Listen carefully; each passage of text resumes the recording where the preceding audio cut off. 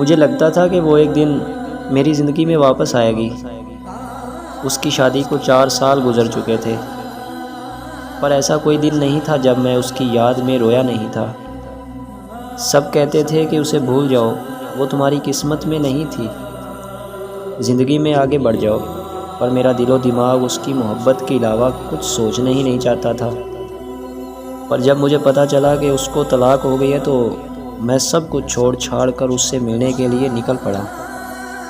راستے میں خیال آ رہے تھے کہ وہ مجھے دیکھتے ہی گلے لگا کر رونے لگے گی اور کہے گی کہ مجھے تمہاری ضرورت ہے، تو میں اسے کہوں گا کہ دیکھو نا، میں آج بھی تمہارا انتظار کرتا ہوں، اور کہوں گا جو ہونا تھا وہ ہو گیا، اب سب بھول جاؤ، میں ہمیشہ تمہارا ساتھ دوں گا، چلو زندگی کی نئی شروعات کرتے ہیں۔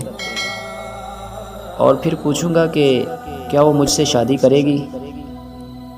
پھر میرا سفر ختم ہو گیا اور میں سیدھا اس کے گھر چلا گیا۔ وہ بالکل میرے سامنے کھڑی تھی۔ کچھ دیر اس نے مجھے دیکھا اور پھر مجھ سے نظریں پھیر لی۔ اس کی حالت کافی خراب نظر آ رہی تھی، جیسے وہ کئی سالوں سے بیمار ہو۔ وہ اپنی عمر سے زیادہ بڑی لگ رہی تھی۔ بالوں میں سفیدی، چہرے پر جھریاں اور آنکھوں کے نیچے ہلکے صاف بتا رہے تھے کہ اس کی زندگی موت سے بدتر گزری ہے۔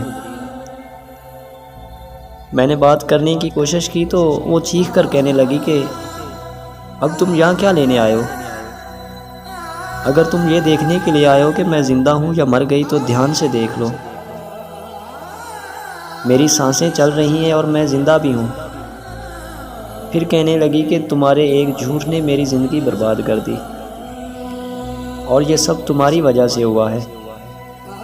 پھر وہ زور زور سے رونے لگی اور پھر مجھے بد دعائیں دینے لگی کہ تم کبھی خوش نہیں رہو گے، تمہیں ساری زندگی سکون نصیب نہیں ہوگا۔